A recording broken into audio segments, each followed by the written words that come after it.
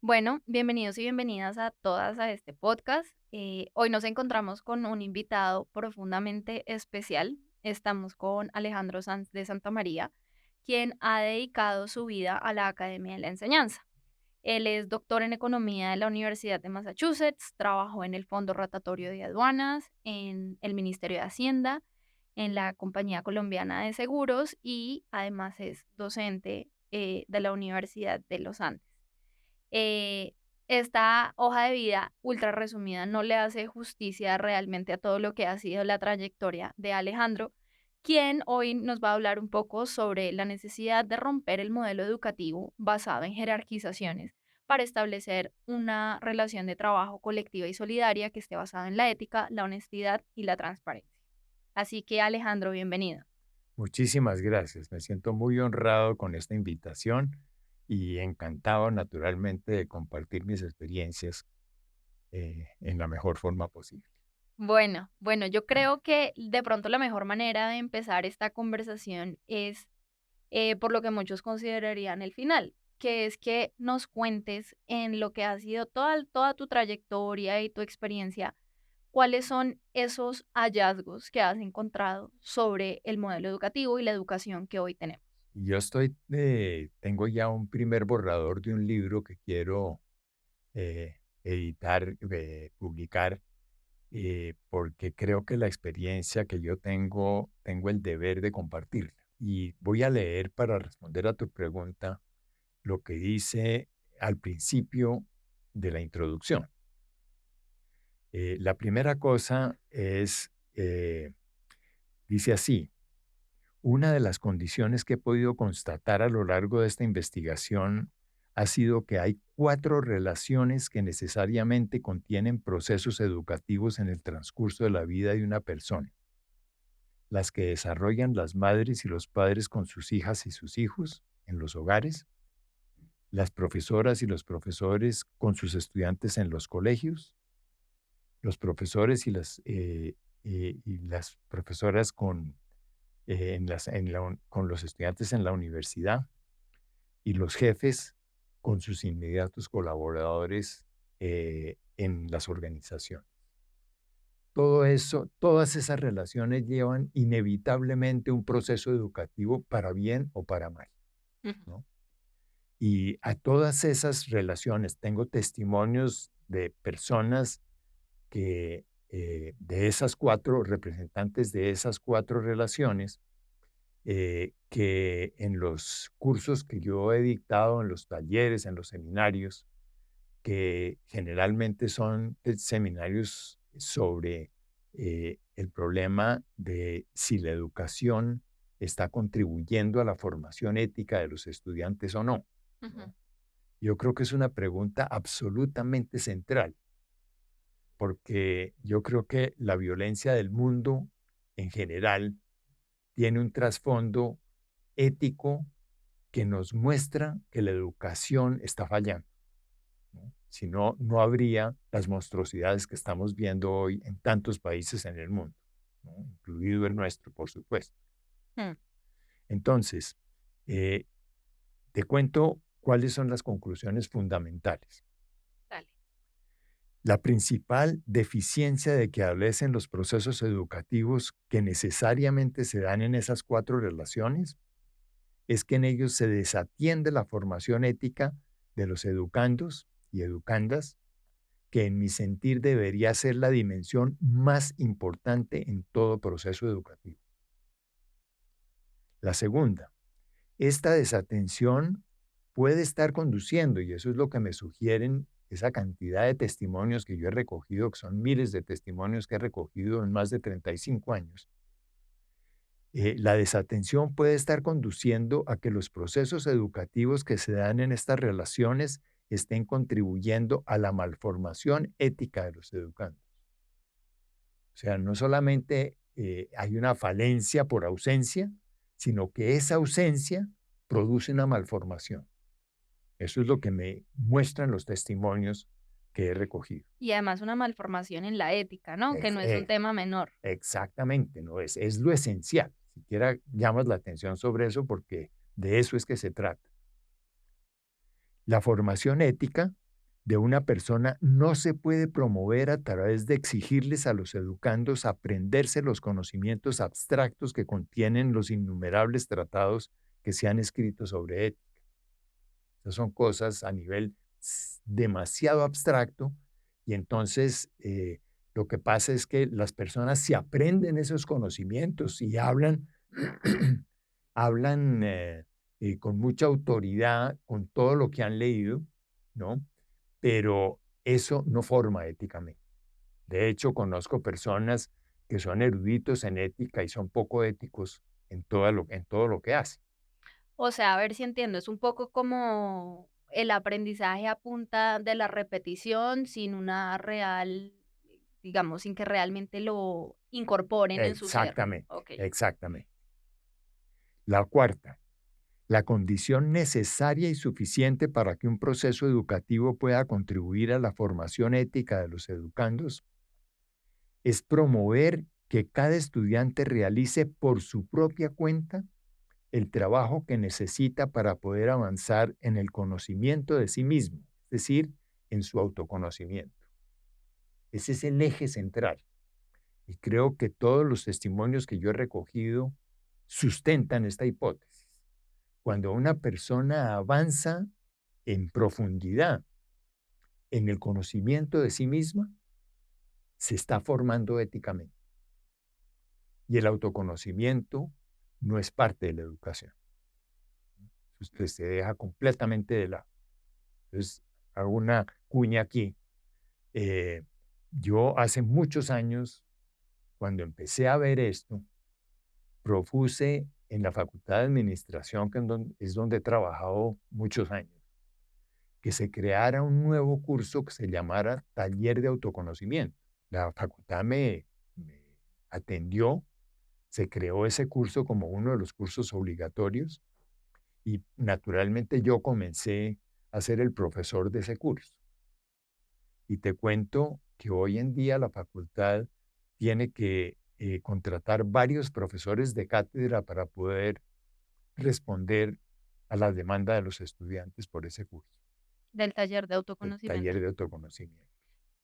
De pronto, si nos puedes contar un poquito más sobre cómo es ese taller de autoconocimiento. Es decir, me imagino que cuando uno estudia una carrera, al final uno se gradúa con un título, ¿no? O sea, tú te gradúas 120 administradores, pero con un taller de autoconocimiento, lo que yo interpreto es que tienes 120 administradores, cada uno con un interés distinto, con una perspectiva distinta, con incluso aprendizajes distintos. No sé si nos puedes profundizar un poco cómo son esos talleres de autoconocimiento. Claro, ahora vamos a hacer referencia a eso y voy a leer algunos de los testimonios, Ay, súper. ¿no? Porque explicar esto en abstracto no sirve para nada. Hay que explicar lo que ocurrió, ¿no? La Claro. realidad de las cosas. Entonces, a eso haremos referencia. Listo, perfecto. Bueno, y la quinta, solo cada persona individual puede hacer el trabajo que se necesita para poder avanzar en su propio autoconocimiento, que es una cosa obvia, ¿no? Entonces, lo que hay que promover en los talleres de autoconocimiento es que ellos descubran que ellos tienen la capacidad, ellos y ellas tienen la capacidad interna para transformarse a sí mismas, Ujú. ¿no? Y eso es a través del autoconocimiento. Bueno, ese es el, digamos, lo esencial de las conclusiones que yo he sacado de estas investigaciones. Que han durado 35 años, ¿no? Durante 35 años, un poquito más de 35 años he venido recogiendo testimonios en esas en esas cuatro relaciones, ¿no es cierto? Claro. Porque yo trabajo con esas personas. Y una pregunta acá, ¿cuántos, digamos, son testimonios solo universitarios o son testimonios universidades, colegios, profesores de colegios públicos, colegios De privados, todo, de todo? de todo, de todo. Excelente.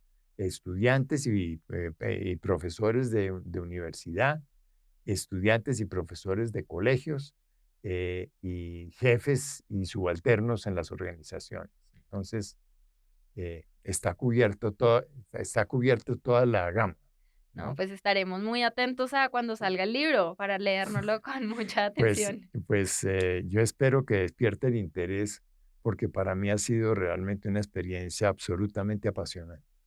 Excelente. Bueno, Bueno, entonces, mira, los aprendizajes que, que yo, que ya lo mencioné tal vez, pero quiero volver a eso, eh, que devengué de un seminario que me tocó dictar en la Universidad de Massachusetts como profesor visitante. La Facultad de Economía me pidió que dictara en el segundo semestre, el primer semestre del 88, un seminario de investigación para estudiantes doctorales muy avanzados en las ciencias sociales. ujú, Y ese fue una experiencia que transformó mi vida muy profundamente. Y eso lo resumo básicamente haciendo referencia a tres aprendizajes. El primero fue que era posible hacer un curso en el cual los estudiantes estudiaran por la pasión de aprender y no para pasar los exámenes. Y una de las muestras de lo que se logró fue que cuando terminó el semestre, eso fue primer semestre, el segundo, sí, primer semestre del 88, eh, me buscaron tres mujeres del seminario y me dijeron, mire Alejandro, no queremos que usted regrese a su país sin que le digamos lo que ha sido nuestra experiencia en este seminario. La primera cosa es que nos hemos reunido entre nosotros muchas veces por voluntad propia para tratar de responder una pregunta. ¿Qué es lo que ha habido en este seminario que ha transformado la vida de todos nosotros en una forma tan impresionante? mm, Y la segunda es que hay muchas razones, pero la principal que queremos que usted sepa antes de irse es que usted en el seminario fue tan vulnerable como cada uno de nosotros como estudiantes. Eh, bueno, entonces, ahí por eso se dio esa primera condición de que era posible hacer un curso eh, que, y los estudiantes estudiaran por la pasión de aprender. La segunda es que para que eso se logre, la tarea que yo tengo que cumplir no puede ser simplemente enseñar un conocimiento. ujú, Tiene que ser entrar en un contacto muy profundo con cada uno de los estudiantes. De lo contrario, es imposible trabajar en el autoconocimiento. Yo regresé de, de, ese, de esa experiencia a enseñar un curso en los Andes que yo me había inventado años atrás, que se llamaba Introducción a la Ciencia Económica. ujú. Y en ese curso empecé la investigación, ¿no? Segundo semestre del 88 es el inicio de la investigación. Y quiero leerte cuáles fueron las innovaciones que introduje. La primera fue que yo, como tenía que entrar en contacto con cada estudiante, resulta que ese curso tenía entre 90 y 100 estudiantes cada semestre, Muchísimos. muchísimos.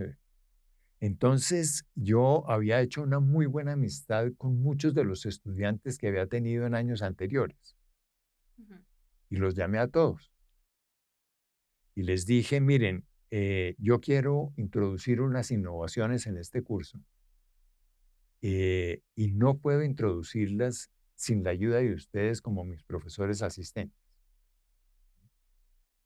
Entonces, la propuesta que les hice, que está escrita en el libro, fue la siguiente. Solo en la primera de las 2 sesiones semanales que teníamos se haría una clase magistral convencional. En la segunda nos reuniríamos en grupos de no más de 10 estudiantes. Yo me haría cargo de dirigir y coordinar uno de esos grupos y cada uno de los profesores asistentes se haría cargo de hacerlo con uno de los otros grupos. En esa forma podíamos entrar en contacto personal con cada estudiante a través mío o a través de cada uno de mis asistentes. La segunda, En el curso no habría exámenes. Disruptor.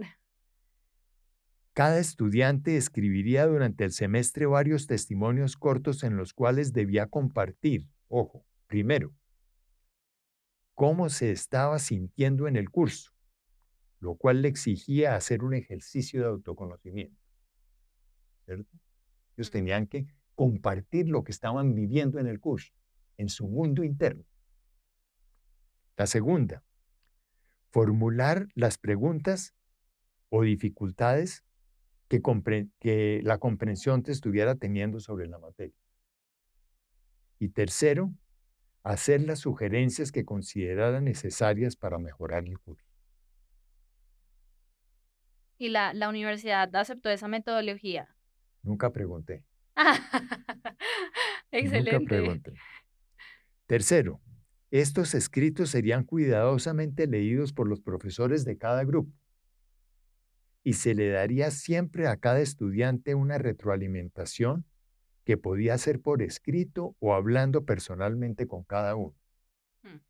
Fíjate, es la involucración de la persona completa del estudiante, no solamente del conocimiento que aprendió o dejó de aprender. Claro. Esta retroalimentación debía permitirle a cada estudiante tener muy claro si estaba teniendo un buen desempeño o un desempeño deficiente en el curso. Era una cosa que cada profesor, asistente o yo, miraba cómo está usted en el curso. Y entonces el estudiante contaba muchas de las circunstancias por las que estaba atravesando, entonces estaba teniendo en cuenta a la persona integral que es cada estudiante. Es lo que yo creo que es inaceptable que hoy no se haga. Ahí está la formación ética. Mm. La siguiente, cuando se recibieran testimonios que fueran muy profundos y aleccionadores, que fueron muchos, se les pediría a sus autores autorización para leerlos públicamente en los grupos pequeños y en la sesión magistral. Cada estudiante decidiría si quería que dijeran su nombre o si lo, digamos, presentar en forma anónima. Eh, Quinto, cada estudiante debía entregar un pequeño ensayo final en el que compartiera lo que le había aportado el curso, las experiencias más importantes que había vivido en su mundo interno durante el semestre y las satisfacciones e insatisfacciones con que había quedado. Y sexto, los profesores nos reuniríamos cada 2 semanas durante 2 horas para compartir las experiencias más importantes y aleccionadoras que cada uno estuviera viviendo con su respectivo grupo de estudiantes. Esas reuniones eran algo absolutamente extraordinario. Todos aprendimos muchísimo sobre la importancia de conocer a cada estudiante y entonces se da una comprensión de lo que el estudiante está viviendo en lugar de que eso quede reflejado en una nota, ¿no?, sin haber sabido absolutamente nada sobre lo que el estudiante estaba viviendo. O sea, cercenábamos al estudiante y lo único importante era el conocimiento. Me parece muy interesante, bueno, esa experiencia, yo creo que de pronto, como tú dices, hablarlo puede ser bastante abstracto, creo que ahí aterrizas muy bien cuál fue la metodología. No sé si tendrás algún testimonio Por supuesto, es lo que de voy a leer ahorita, exacto, ¿no? sí, de un Sí, testimonio que nos ¿lo quieres leer ahora o lo quieres leer más adelante? ahoritica, Ah, es el listo. momento. Yo creo que sí es el momento para que Fantástico. escuchamos específicamente qué dijeron los estudiantes en todo este proceso de introspección en el que hicieron en clase. Mira lo que ocurrió. Yo dicté ese curso varios semestres seguidos. Ujú. En uno de esos semestres, no me acuerdo cuál fue, eh, iba a comenzar la última sesión magistral del curso y 8 o 10 estudiantes levantaron la mano. Les di la palabra, por supuesto, y me dijeron, Alejandro, ¿por qué no hablamos un poco sobre por qué los estudiantes acudimos tanto a distintas formas de fraude. Yo quedé estupefacto y fascinado, Mm. ¿no? Y entonces les dije, no, fantástico. Desafortunadamente, como no sabía qué iba a ocurrir en esa sesión, no lo podía grabar, pero hubiera sido un documento extraordinario haber grabado lo que los estudiantes habían dicho. Yo quedé tan conmovido con eso que al final de la sesión les dije, les voy a pedir un favor personal a cada uno y cada una de ustedes. Esta conversación que hemos tenido ha sido para mí una de las clases más grandiosas que he recibido en mi vida como profesor. Entonces les quiero pedir el gran favor personal de que me escriban un testimonio, cada uno, cada una, sobre qué aprendieron sobre ustedes mismos en esta conversación. Mm. Y el primer testimonio que quiero leer es el que más me impresionó de todos, ¿no? Que está en el libro y que dice lo siguiente. Sinceramente, en mi vida académica, nada me causa mayor intranquilidad que realizar copia. Este es un estudiante de último año de ingeniería. Estaba tomando ese curso. Porque este acto es una mentira muy grave que uno mismo se dice y acepta. He buscado soluciones y me he propuesto metas para dejar la copia, y aunque la he reducido considerablemente, no estoy totalmente libre. La noción de libertad. Durante este semestre he hecho copia en 3 ocasiones y las discusiones internas posteriores a la acción han sido muy fuertes. O sea, de él con él o ella con ella. Él, exactamente. Ok. Me he sentido mal y me he sentido impotente para combatir las causas internas que me impulsan a copiar en los exámenes. Probablemente algo que me motiva a hacer copia es mi inseguridad. En muchas ocasiones sé que cuento con los conocimientos necesarios para aprobar los exámenes y sin embargo pienso en hacer copia por miedo a perderlo. Mire el miedo que existe en los estudiantes. Lo producimos, lo produce el sistema de educación. Mm. También he pensado que los factores internos que me impulsan a hacer copia en las pruebas son producto de la cultura que me han inculcado en mi hogar. Que solo las notas importan, ¿será? Mm. Exigencias que reciben de los padres. El sentido de competitividad creo que le heredé de mi madre. Lo tengo muy arraigado y también el gusto por el riesgo. Me cogen o no me cogen. Es por eso que aunque tenga los conocimientos necesarios para aprobar un examen, prefiero arriesgarme para aprobarlos con la nota máxima. Mira la tiranía de la nota. Sí, y además que es también muy triste porque él dice que él sabe, ¿no? Dice: "Ay, Exacto, yo sé que tengo este conocimiento, sin embargo, lo hago porque tengo inseguridades, porque quiero responder como el sistema y pues además porque de pronto siento que con mi conocimiento no es suficiente, pero quiero más, exacto. sin ni siquiera darse la oportunidad a sí mismo de sacar la nota máxima con sus conocimientos propios, ¿no?" Fíjate la cantidad de presiones a que se someten o sometemos a los estudiantes. Ahí está un problema de una profundidad inmensa. Dice además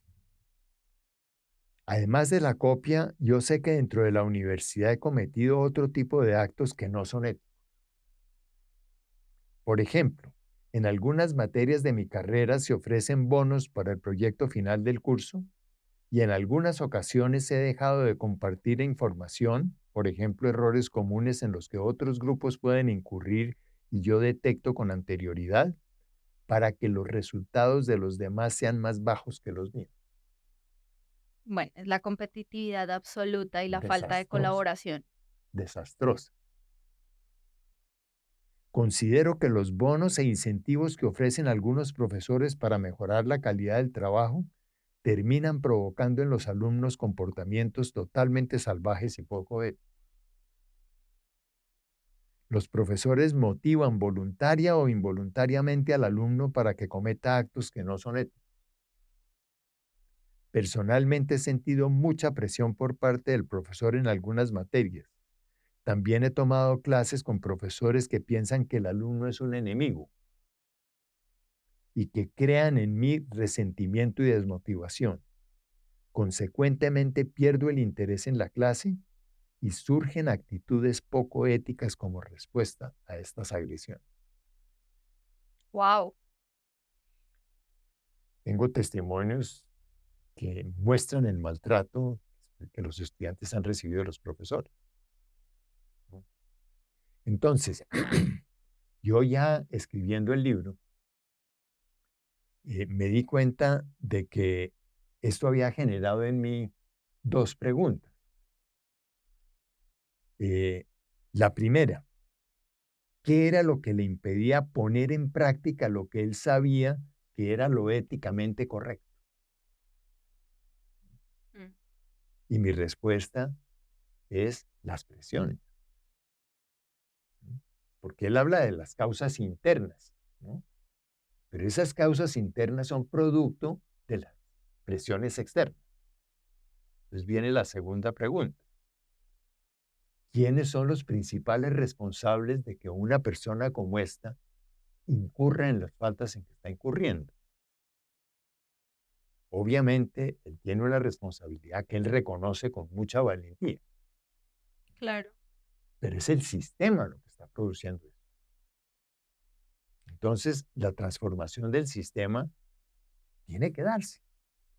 Y yo creo que de pronto una de las cosas que son más importantes a resaltar en esta conversación es cómo esa transformación se da a través de la conversación, que no necesariamente es una conversación, digamos, oral, sino lo que tú dices, se recogían testimonios, lo podían hacer de manera anónima, lo podían hacer con su nombre, pero es una manera en que se establece una conversación para identificar todos estos sentimientos que tienen los estudiantes. Exactamente, exactamente. Y fíjate, eso que dices me recuerda una cosa muy importante, y es que los estudiantes empiezan a descubrir que escribir lo que ellos viven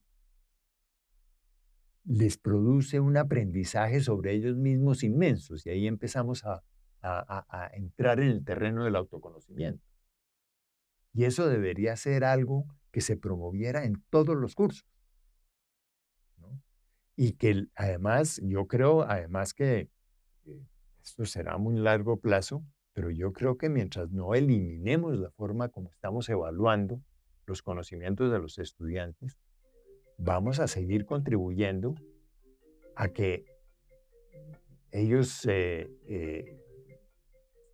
éticamente sean mal formados. Entonces, hablando sobre el sistema de notas, es algo que, por lo que escucho, consideras que debería reformarse, no sé si abolirse, como cuál es un poco esa perspectiva. Yo creo que deberían abolirse, ¿no? Pero comprendo que eso es un cambio del cielo a la tierra, o sea, eso no se puede hacer de la noche a la mañana. Pero en la medida en que vayamos todos los profesores explorando formas de enseñar y que lo hagamos no compitiendo unos contra otros, sino colaborando unos con otros, vamos descubriendo formas alternativas que vayan sustituyendo, ¿no? El taller de autoconocimiento es un ejemplo. Claro. ¿Y todos Entonces, pasaron ese curso o cómo fue ahí el tema de las notas? no, en eso, las notas fueron a través del conocimiento personal que cada profesor tuvo de cada estudiante, se convenía la nota Con los profesores y con los y asistentes, con los asistentes. claro. Ujú. Y tú vieras lo que eran las reuniones mías con los asistentes, un conocimiento de ellos, de los estudiantes, maravillosa, el entusiasmo de los estudiantes extraordinario. Mira lo que escriben, No, claro. ¿no?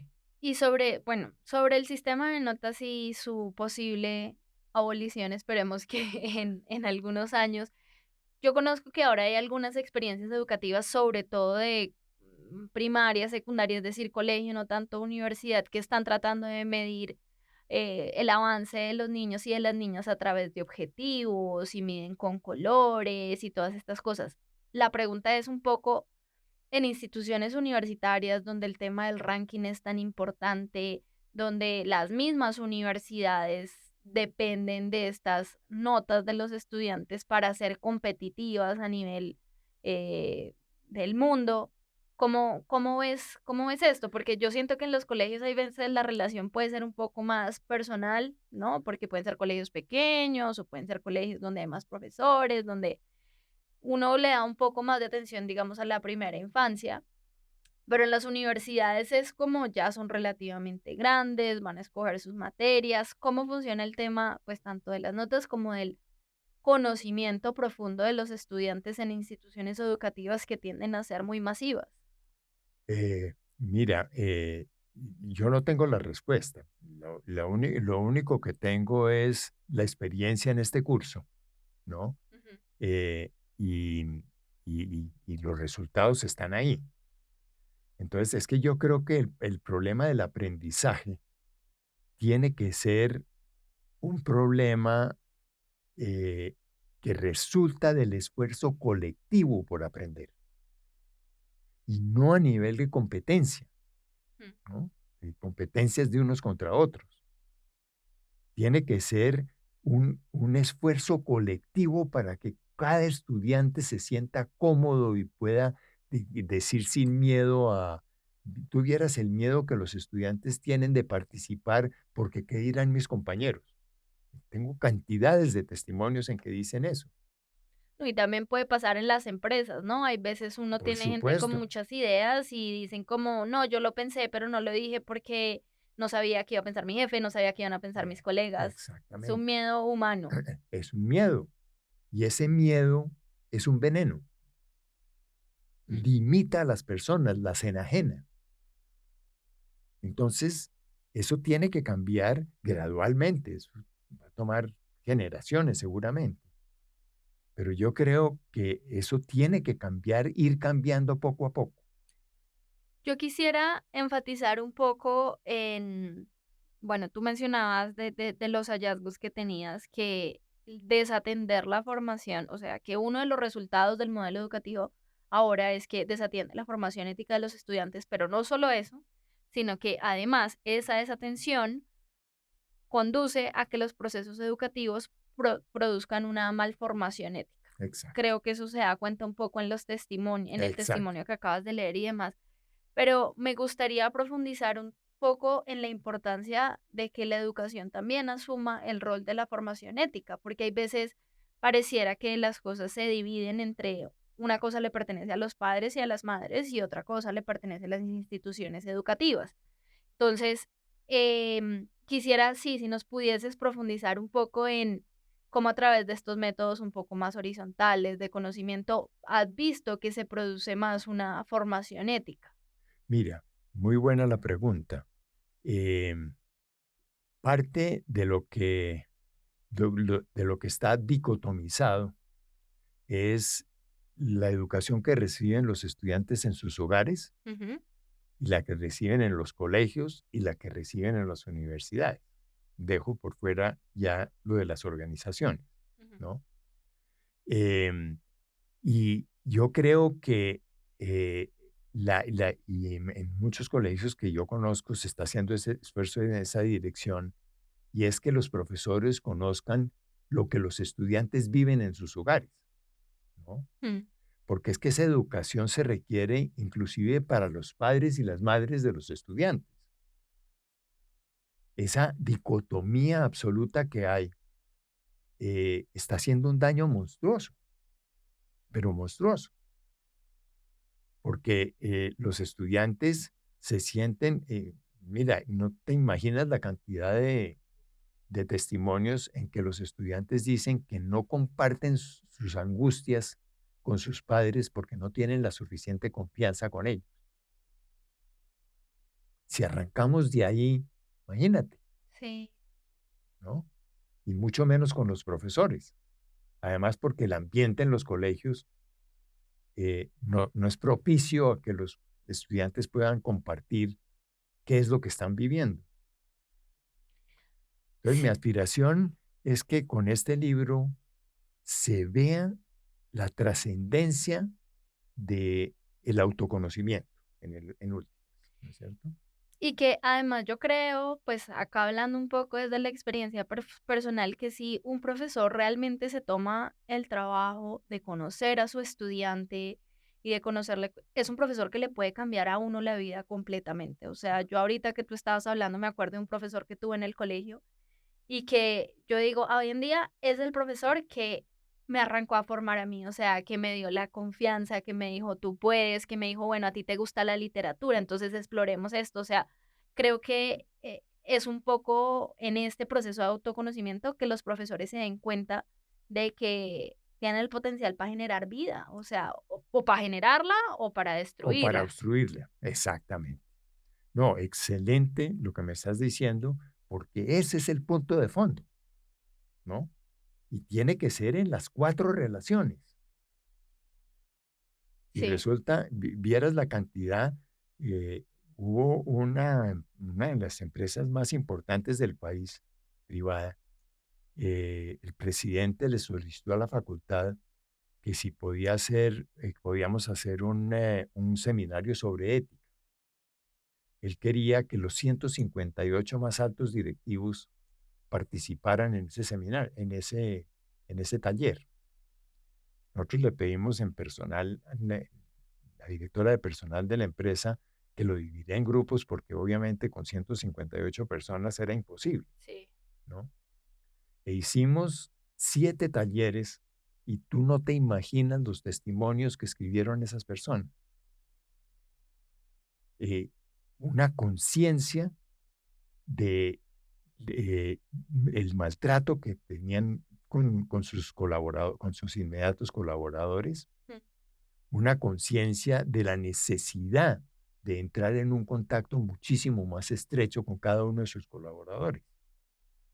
Entonces, es esto por eso es tan importante reconocer que en esas 4 relaciones hay procesos educativos que pueden contribuir a la formación o malformación ética de las personas. Yo ahí también me queda resonando y creo que es algo que será de interés para las personas que nos están escuchando. Es un poco, bueno, identificamos que el modelo puede generar este tipo como de malformaciones éticas.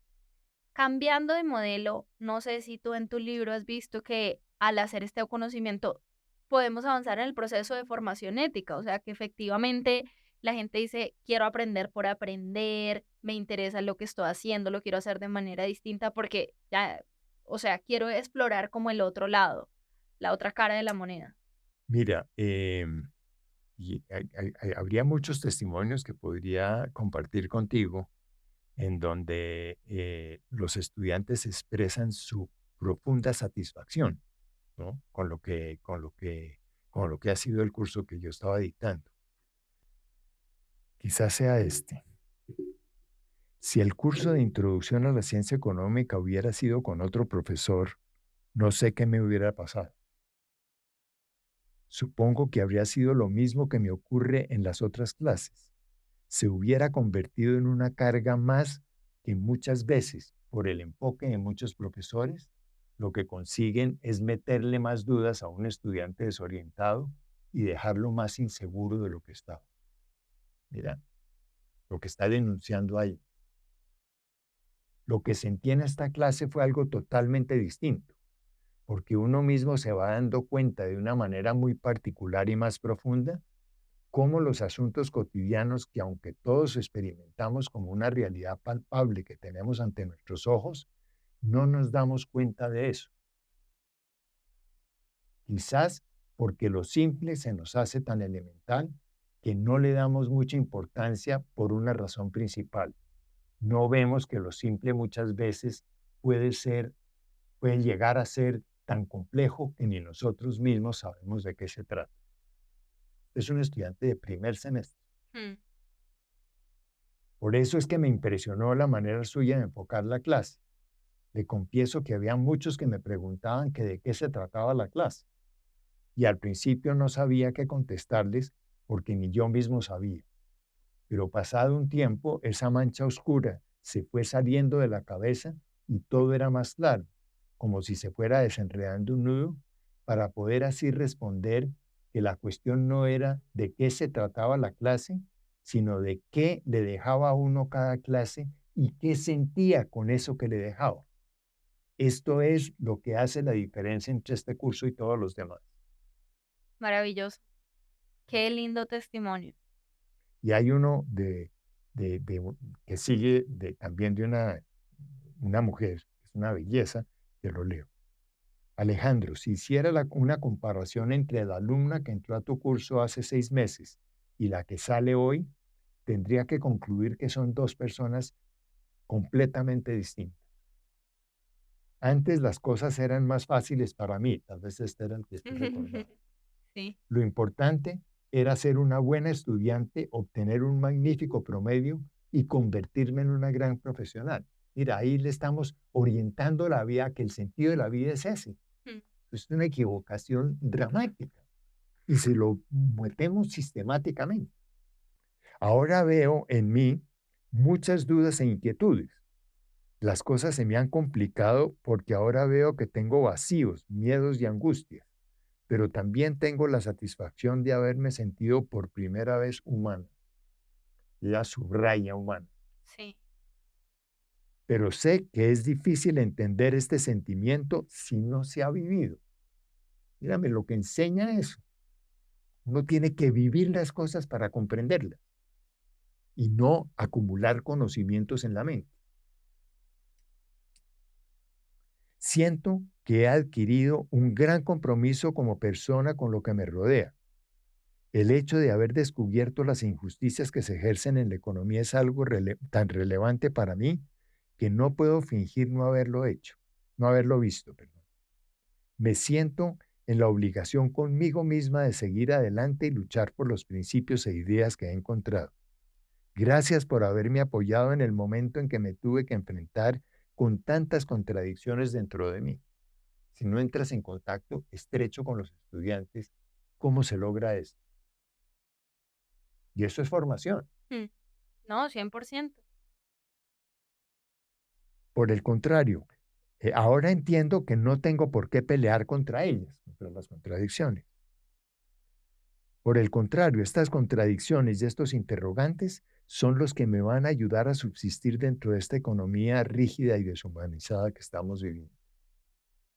Muy lindo porque además creo que con ese testimonio a uno le queda muy claro que esta es una mujer que va a estudiar economía o va a ser una economista convencida de que lo hace por una serie de principios, de valores, y no porque tiene que repetir ciertas cosas o tiene que ser la mejor profesional, sino Es un como, despertar del mundo interno. exacto, como decía Alberto José Merlano, es un unir el quehacer con el ser. Exactamente, exactamente. Entonces, no, pues, Alejandro, muchísimas gracias. Yo creo que nos compartiste unos testimonios profundamente valiosos. Gracias por la generosidad del conocimiento ¿No? y esperaremos tu libro con mucha atención. Bueno, muchas gracias a todos y a todas por escuchar. Este fue Alejandro Sanz de Santa María. Si quieren seguir la conversación, por favor, la vamos a seguir en el evento de El Arte de Conversar, primer encuentro de instituciones educativas que evolucionan con la educación. Entonces esperamos seguir la conversación ahí. Muchas gracias. Hasta luego.